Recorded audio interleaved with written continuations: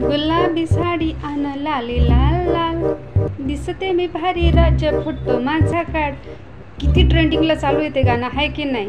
का बरं येणार नाही ट्रेंडिंगला? कारण ते गाणं म्हटलंय एका माणसाने. जेव्हा एका बाईने ते गाणं म्हटलं असतं ना तर त्याची एवढी किंमत राहिली नसते, पण ते गाणं म्हटलंय माणसाने.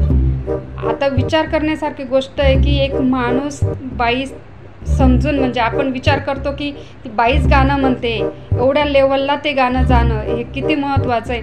जे जेंट्सच्या आवाजातलं गाणं आहे, जेंट्स म्हणतोय की गुलाबी साडी आणि लाली लाल लाल, दिसते मी भारी राजा फोटो माझा काढ. म्हणजे माणूस ते म्हणतोय, पण आपल्या तेही लक्षात येत नाही की ते गाणं माणूस म्हणतोय का बाई म्हणतोय. प्रत्येक बाई त्या गाण्यावर ट्रेंड करते. ॲक्च्युली आवाज तर माणसाचा आहे, हा विचार करण्यासारखी गोष्ट आहे. खरं म्हणजे माणसांनी काही पण गोष्ट केली ना ती खरंच व्हायरल होती, तेच महत्त्वाचं आहे. मी तेच जर एखाद्या माणसाने नऊवारी नेसली, लावणी केली तर तो खूप व्हायरल होऊन जातो.